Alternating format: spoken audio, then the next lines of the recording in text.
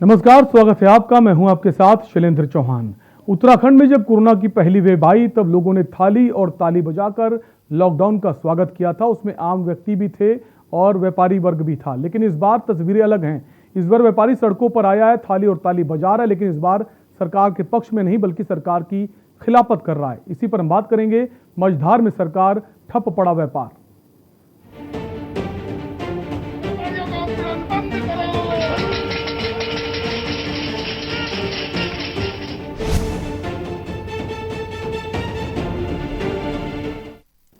प्रदेश में लागू Covid curfew के चलते हालात अब नियंत्रण से बाहर होते जा रहे हैं। आपको बता दें, बीते 24 घंटे में प्रदेश में 1003 नए मामले सामने आए। हालांकि प्रदेश में अब भी एक्टिव केसों की संख्या 25,000 से अधिक है। कोविड कर्फ्यू के चलते हालात तो नियंत्रण में आ गए, लेकिन सरकार द्वारा बाजारों को खोलने पर सहमति अभी तक नहीं बन पाई है, जिसको लेकर अब प्रदेश भर में व्यापारियों ने सड़कों पर उतरकर सरकार के खिलाफ विभिन्न प्रकार से विरोध प्रदर्शन कर नाराजगी जाहिर करना शुरू कर दिया। वहीं ठप हो चुके व्यापार को लेकर विपक्ष ने सरकार को आड़े हाथों लेना शुरू कर दिया है और सरकार पर जमकर निशाना साधा है। देखिए रिपोर्ट।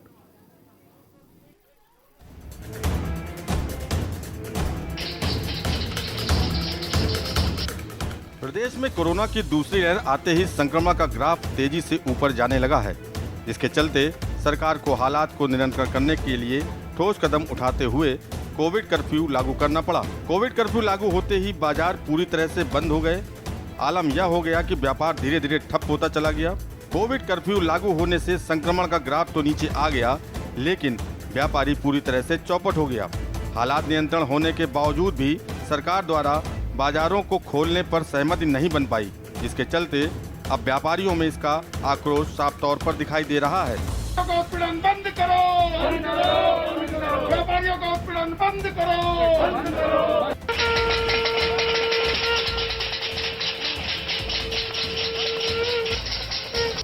व्यापारियों का कहना है कि कोरोना काल के दौरान तमाम व्यापारियों ने शासन और प्रशासन का पूरी तरह से सहयोग किया। बावजूद इन सब के आज हालात नियंत्रण होने पर भी हमें व्यापार नहीं करने दिया जा रहा। सभी व्यापारियों की जमा पूंजी भी खत्म हो चुकी है। हम तो हमेशा सरकार से यही कहते आए, व्यापारी एक ऐसा वर्ग है जो हाथ जोड़ के चढ़ता। हम किसी का विरोध नहीं कर रहे। हमारे पास तो कोई दुकान में खरीदने आता है कस्टमर, हम उसका भी हाथ जोड़ते हैं। शासन प्रशासन का आदमी आता है, उसका भी हाथ जोड़ते हैं। हम कभी भी विरोध में सरकार की ना रहे, ना किसी के विरोध में रहे। हम तो अपना व्यापार करना चाहते हैं। हम तो सिंपल ये मांग रख रहे हैं। दूसरी बात, आपका सवाल रहा कि शासन कह रही है कि भाई कोरोना फिर से बढ़ेगा। उसके बड़े तरीके हैं, आप ऑड इवन करके खोल दें, आप किसी तरह करके खोल दें। अब हमारा एक सवाल सरकार से है, सरकार 2 घंटे के लिए बाजार खोलती है। जब आप 2 घंटे के लिए बाजार खोलेंगे तो भगदड़ तो अपने आप मचेगी। जब आपको डेली एसेंशियल का माल लेना है और आपको पता है सिर्फ 2 घंटे के लिए दुकान खुली है, तो आप भगदड़ मचाएंगे। आप उसको इस तरीके से सिस्टम में खोलें, पूरे दिन खोलें। भाई आप राइट हैंड साइड वाली पूरे दिन खोलें, जिससे कि लोग अपने आराम से जा सके और परचेजिज कर सके।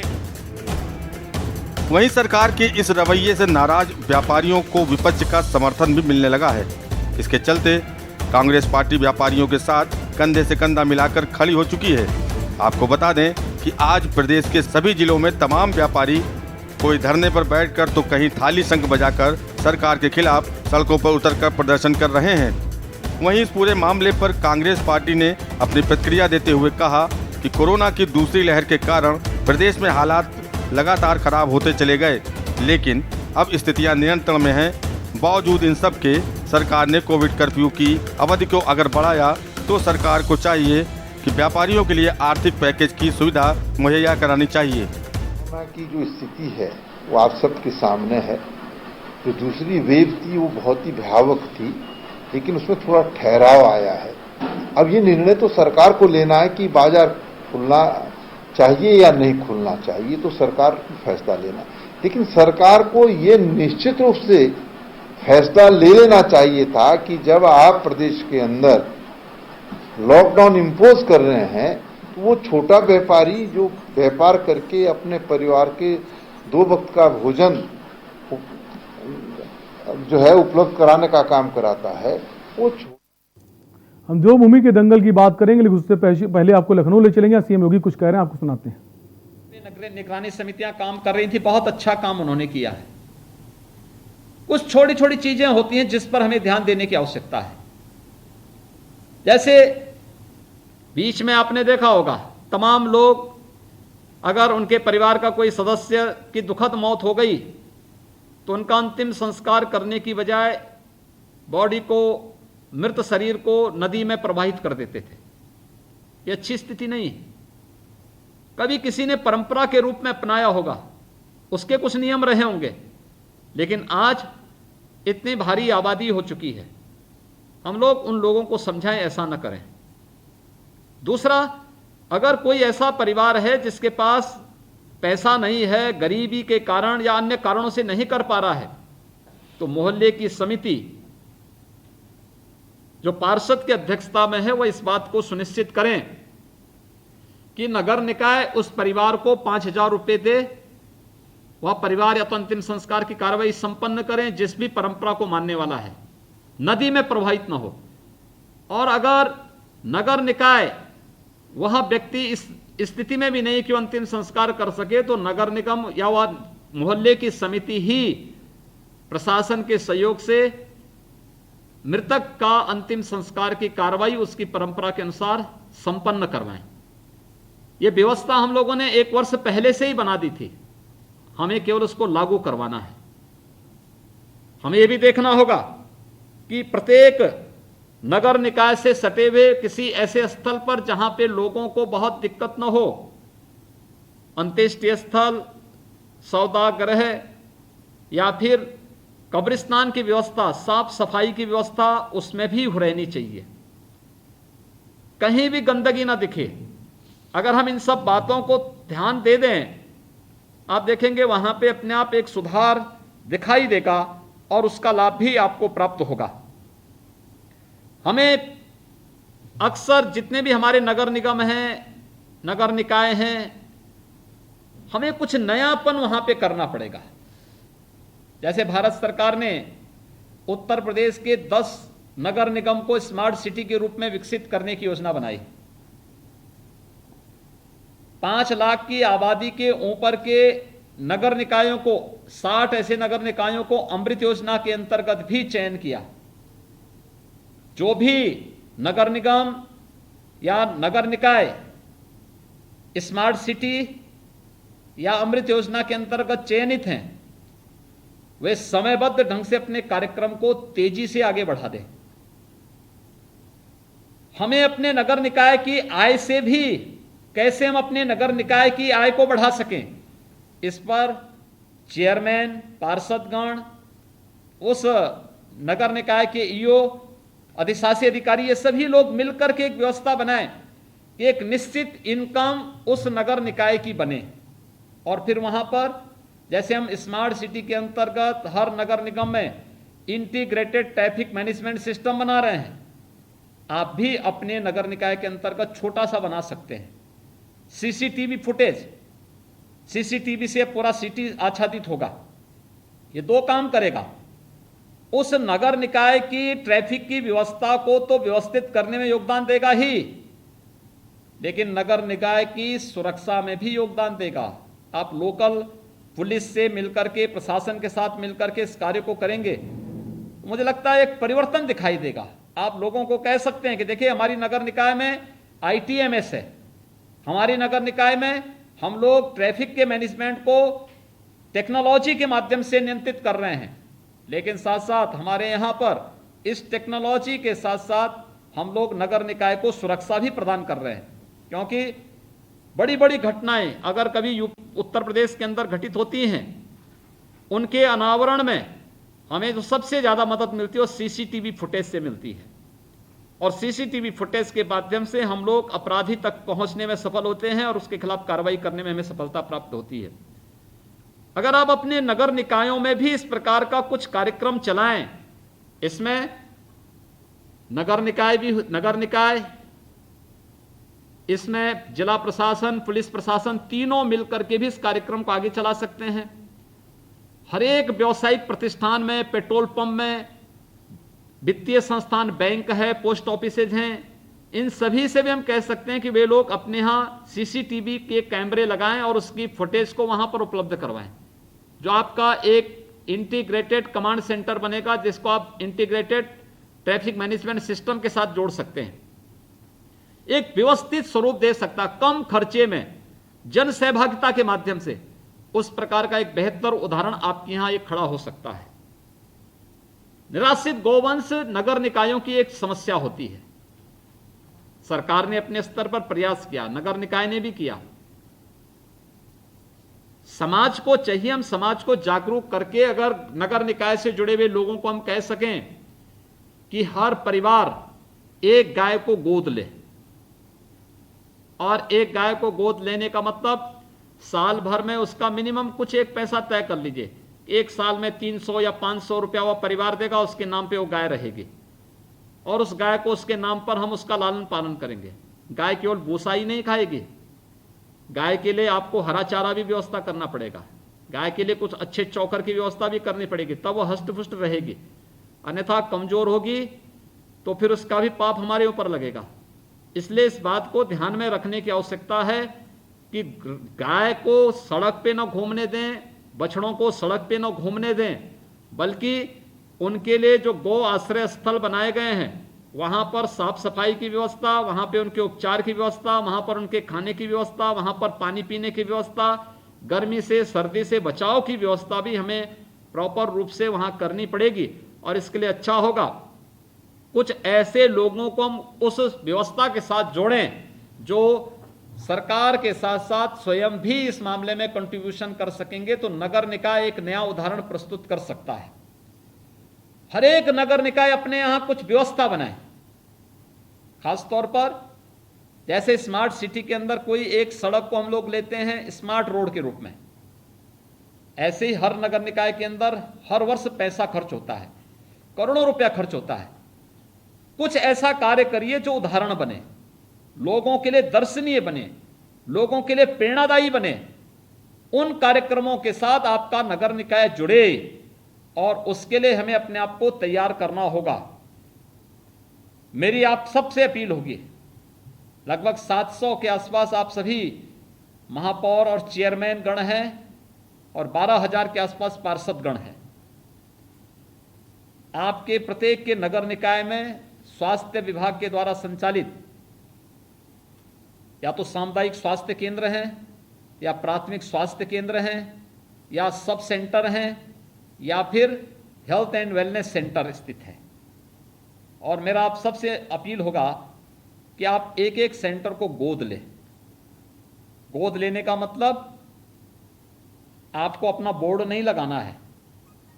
गोद लेने का मतलब कम से कम महीने में 2 से 3 बार वहां का विजिट करना, वहां की साफ सफाई को देखना है कि नहीं है या तो विभाग से, नहीं तो अपने नगर निकाय के साथ जोड़ करके वहां साफ सफाई की व्यवस्था देखना, वहां की कनेक्टिविटी को ठीक करना, सड़क ठीक हो, जल निकासी ठीक हो, वहां जल जमाव न हो, भवन के ऊपर कोई भी पेड़ पौधे न उगे हुए हों, गंदगी न दिखाई दे, भवन के अंदर जाले न लगे हों, वहां पर डॉक्टर नियमित रूप से आते हैं नहीं आते हैं इसके बारे में जानकारी रखना, सीएमओ को और जिलाधिकारी को इसकी सूचना देना।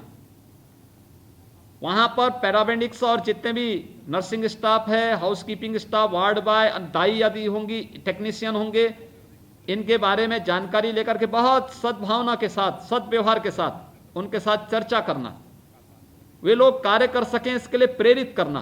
कोरोना में बहुत अच्छा काम स्वास्थ्य कर्मियों ने किया, कोरोना वॉरियर्स ने किया, जो आपके नगर निकाय के स्वास्थ्य कर्मी हैं या नगर निकाय से जुड़े हुए स्वच्छता कर्मी हैं, बहुत बड़ा काम इन्होंने किया।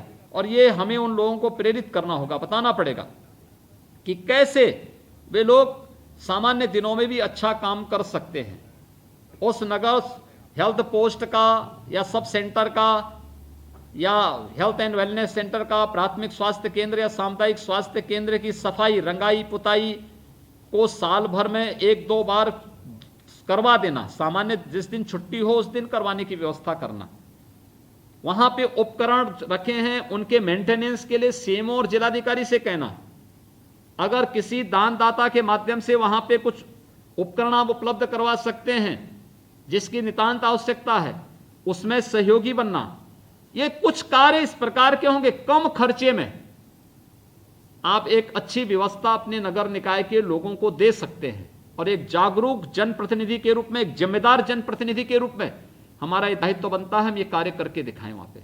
और इसीलिए मेरी आप सबसे अपील होगी कि हम लोग इस प्रकार की व्यवस्था के साथ अगर जुड़ेंगे, मैं चाहूंगा कि अपने नगर निकाय के, अपने नगर विकास के मंत्री श्री आशुतोष टंडन जी को और विभाग के अपर मुख्य सचिव को आप उसकी सूची जरूर बना के भेजें कि कौन सा आपने स्वास्थ्य केंद्र, प्राथमिक स्वास्थ्य केंद्र या सामुदायिक स्वास्थ्य केंद्र गोद लिया है, और हर महीने की रिपोर्ट भी उसकी करें, क्या क्या इसमें आप कर रहे हैं। हम इसका एक पोर्टल भी बना रहे हैं, क्या क्या गतिविधियां चल रही हैं, कैसे वहां पे कार्य हो रहा है।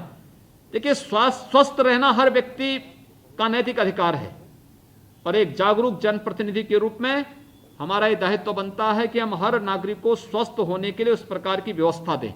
और इसमें आपको जोड़ने के लिए, आह्वान करने के लिए आज मैं विशेष रूप से आपके साथ जुड़ रहा हूं। ये हमारा सौभाग्य है कि आदरणीय राज्यपाल महोदय का मार्गदर्शन और आशीर्वाद आप सबको प्राप्त होने जा रहा है। मैं इस अवसर पर आदरणीय राज्यपाल महोदय का एक बार फिर से हृदय से स्वागत करता हूं।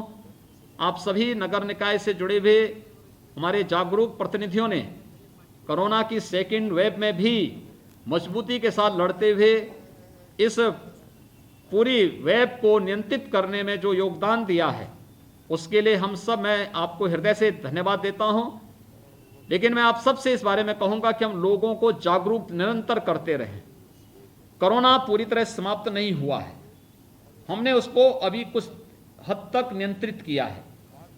छोटी छोटी लापरवाही, भीड़ न होने दे कहीं भी, सरकार ने जो गाइडलाइन जारी की है उसका पालन करवाएं, बिना मास्क के कोई घर के बाहर न निकले, हाई रिस्क कैटेगरी के लोग घरों में रहें, हम लोगों को टेस्ट करने के लिए और वैक्सीन लगाने के लिए प्रेरित करें।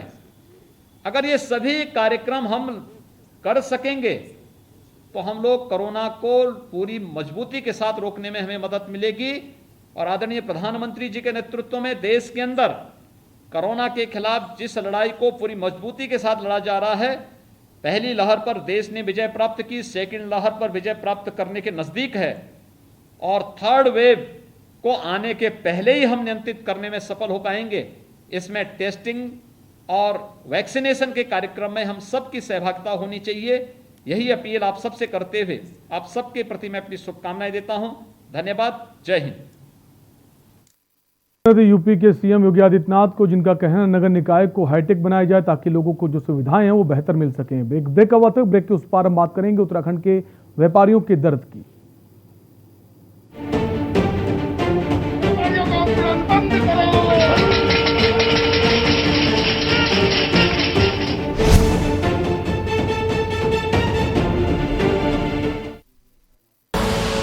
आप देख रहे हैं के न्यूज, खबरों का सारथी। जुबान के लिए उड़ चला गैरों की जमीन पर, खुशबू अपने पन की ढूंढता। दूर कितना भी जाओ, इस जुबान से दूर ना जा पाओगे। विमल, बोलो जुबान केसरी।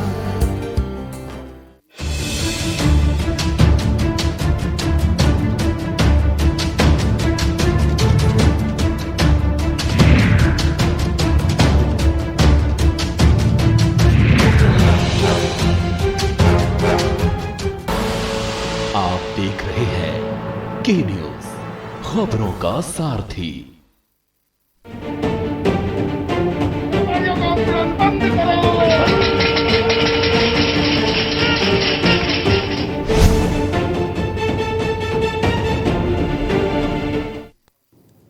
ब्रेक के बाद आपका स्वागत है। हम बात कर रहे हैं उत्तराखंड के व्यापारियों की, जहां कोरोना के पहले लॉकडाउन में, फर्स्ट वेव में जो लॉकडाउन लगाया गया था तब व्यापारियों ने उसका साथ दिया था, उसको सपोर्ट किया था। लेकिन सेकेंड वेव में जिस तरह से लगातार कोविड कर्फ्यू को सरकार बढ़ाती जा रही है, अब व्यापारियों का जो धैर्य है वो भी अब जवाब देने लगा। इसी पर हम चर्चा करेंगे। हमारे साथ कुछ मेहमान हैं, सबसे पहले आपका उनसे परिचय करा देते हैं। हमारे साथ सुनीता विद्यार्थी हैं, बीजेपी प्रवक्ता हैं। मैम, स्वागत है आपका। हमारे साथ सुनील बांगा है, महानगर व्यापार प्रकोष्ठ अध्यक्ष हैं कांग्रेस के। सर, आपका भी स्वागत है।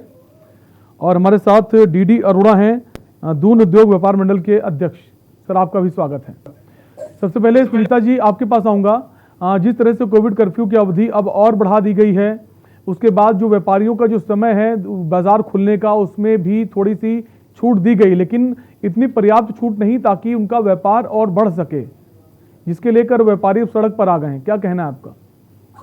जी देखिए साहब, राज्य सरकार जो है कोरोना संक्रमण को जिस प्रकार से राज्य में नियंत्रण लगातार कर रही है, पूरी संजीदगी के साथ कार्य कर रही है, और जो कर्फ्यू लगाने का भी जो हमारा प्रोसेस है वो भी हफ्ता हफ्ता हम लोग संक्रमण आंकड़ों को देखने के बाद ही ये डिसीजन ले रहे हैं। तो राज्य सरकार व्यापार वर्ग के साथ में है। वो इस प्रकार से देखिए, आंदोलन करने से कोई भी समस्या का जो हल है इस प्रकार से सामने नहीं आता है। हमने पहले भी देखा है, पहले भी मार्केट खोले गए और दिसंबर के बाद पहले भी हमने कंट्रोल किया, लेकिन उसके बाद जब डबल म्यूटेंट आता है और जिस प्रकार से उसकी संक्रमण की जो रेशो है उससे पूरा राज्य को जो झेलना पड़ा है, कितने लोगों ने अपनों को खोया है, और यही व्यापारी वर्ग था। भाई साहब, मैं आपको बताना चाहती हूँ कि इन्हीं व्यापारी वर्ग ने हमको रिक्वेस्ट किया था कि बाजार को, मार्केट को लिमिटेड कर दे, कर्फ्यू लगाना बहुत जरूरी है। तो हम अब ये कहना चाहते हैं कि जो भी स्थिति है,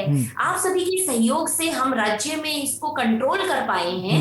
आगे भी स्थिति को देखिए, जांचिए, और उस प्रकार से जो हमारे राज्य के कल्याण के लिए है, भले के लिए है, वैसा ही निर्णय जनता के सापेक्ष लिया जाएगा। तो धैर्य रखना इस वक्त बहुत जरूरी है, और आने वाले समय में देखिए, अगर हम जीत जाते हैं कोरोना से तो मार्केट तो खुलने ही है। ये मेरा कहना है। सुनीता जी, जैसा आपने कहा कि व्यापारी ने खुद ही, जो व्यापारी वर्ग है उसने रिक्वेस्ट की थी सरकार से कि लॉकडाउन लगाया जाए ताकि संक्रमण कम हो, लेकिन आप लोगों ने भी तो आश्वासन दिया था ना कि हम आपके लिए राहत पैकेज की घोषणा करेंगे, आपको राहत पहुंचाएंगे ताकि आपकी जो आर्थिक समस्या है उसको दूर किया जा सके, लेकिन वो तो अभी तक नहीं हुआ। हम सुनील बांगा जी के पास आएंगे। सुनील बांगा जी, जिस तरह से व्यापारी लगातार सरकार के साथ कंधा से कंधा मिलाकर खड़े थे, लेकिन अब व्यापारियों का जो दर्द है अब वो बाहर आने लगा है, धैर्य जवाब देने लगा है। मैं ये कहना चाहता हूँ कि 2 साल हो गए हैं, हमारे व्यापार बिल्कुल ठप है। सरकार हमारी तरफ कोई ध्यान नहीं देती है। सरकार ने हमारे लिए कोई बैंक की EMI उसको एक्सटेंड नहीं करा, उसका ब्याज माफ नहीं करा। हमारे लिए जो है बच्चों की फीस, बिजली के बिल और हमारी GST में कोई छूट नहीं दी गई है। और हम ये चाहते हैं कि सरकार हमारे कर्मचारियों को जो हमारे है उनको कोई राहत पैकेज दे, और हमारे व्यापारियों के लिए भी कोई राहत पैकेज निकाले, क्योंकि हम 2 साल के अंदर इतने टूट चुके हैं कि अब आगे हमारे को व्यापार चलाने के लिए हमारे लोगों के लिए बड़ी परेशानी हो रही है। हम इसलिए सरकार से निवेदन करेंगे कि वो हमारा ध्यान करे और हमारे व्यापारियों को, क्योंकि पिछले 2 सालों में पहले स्मार्ट सिटी का कार्य चल रहा था, स्मार्ट सिटी के कार्य से पलटन बाजार बिल्कुल ठप है हमारे। इससे तो अच्छा है कि आउटसाइड पे मार्केट चल रही है। अब वो बात अलग है कि थोड़े दिनों बाद स्मार्ट सिटी में अगर काम हो जाता है ढंग से और सही काम हो जाता है तो बाजार में कुछ काम होगा, लेकिन उसके बाद भी हमें एक डर है कि हमारे बाजार में 2 व्हीलर को ये बंद करना चाहते हैं, और हम 2 व्हीलर को बंद नहीं करने देंगे। और हम ये चाहते हैं कि अब जो है इस समय कोरोना के मरीज कम हो गए हैं और कोरोना की जो दर है वो घट गई है, तो हम व्यापारियों का जो है व्यापार खोल दे। लेकिन जो व्यापार खोले तो उसका टाइम व्यापारियों का 11 बजे से 2 बजे तक ना करें, क्योंकि जब 2 बजे तक अगर वो दुकान खोलेंगे तो 11 बजे तक तो हम चप्पल, जूते, कपड़े वाले दुकान खोलते हैं, ठीक है। उसके बाद हम 2 घंटे में अगर 2-3 हजार 4 हजार की बिक्री करते हैं और 1:30 बजे पुलिस वालों का डंडा चल जाता है कि दुकान बंद करे। तो मेरा प्रशासन से निवेदन ये है कि अगर वो बाजार खोले तो 11 बजे से 5 बजे तक बाजार को खोले, जिससे हम व्यापारियों का कुछ भला होगा, जो हम अपना कुछ परिवार का भरण पोषण कर सकेंगे, अपने व्यापारियों को दे सकेंगे, तभी हमारे खर्चे निकलेंगे। ठीक है, आपके सवाल का जवाब हम लेंगे सुनीता जी से। उससे पहले डीडी अरोड़ा जी आपके पास आएंगे। सर, व्यापारी जो है अभी तक सरकार के साथ खड़ा रहा, सरकार ने जैसा कहा, सरकार से खुद कहा उसने लॉकडाउन लगाया जाए ताकि संक्रमण ना ज़्यादा फैले। अब जो व्यापारी है अब वो परेशान है इस वक्त, अब वो राहत पैकेज मांग रहा है। वो कह रहा है कि जो छूट का समय उसको बढ़ाया जाए ताकि व्यापार जो है पटरी पर लौट सके। डीडी अरोड़ा जी, क्या आपको हमारी आवाज आ रही है? सर, आपने जो मैंने सवाल किया, आपको हमारी आवाज आई? जी जी। आ रही है मेरे पास आवाज आ रही है? जी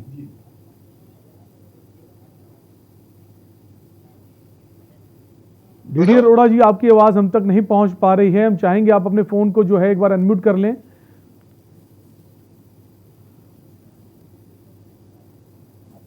हम वापस आएंगे डीडी अरोड़ा जी आपके पास। सुनीता जी, जिस तरह से सुनील बांगा जी ने कहा, जो बिल हैं, जो टैक्सेस हैं, उनको सरकार माफ कर दे और थोड़ा सा राहत पैकेज जो है उसकी घोषणा कर दे ताकि व्यापारी वर्ग को राहत पहुंचे। जी देखिए, सुनील भाई साहब ने अपनी बहुत अच्छे से बात रखी और निश्चित रूप से राज्य सरकार सभी वर्गों के साथ इस वक्त खड़ी है।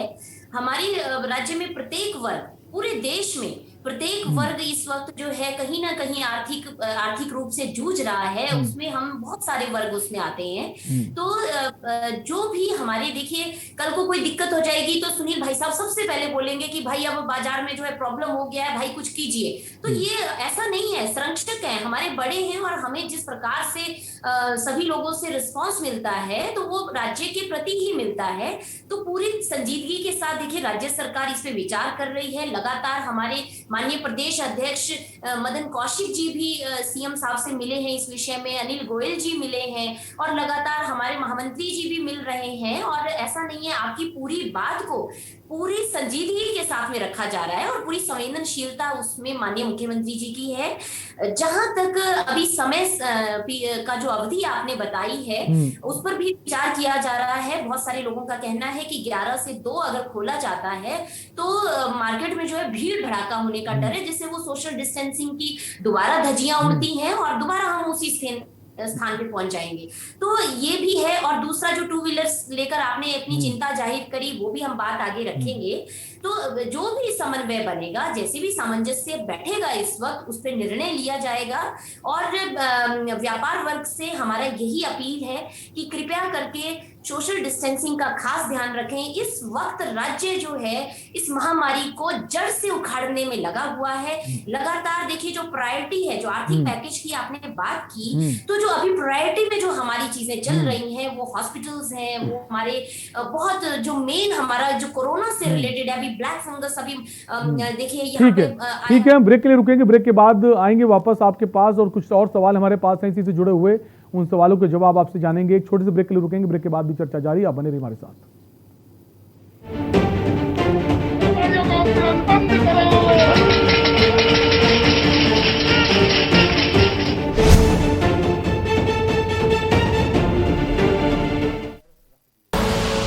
आप देख रहे हैं के न्यूज़, खबरों का सारथी।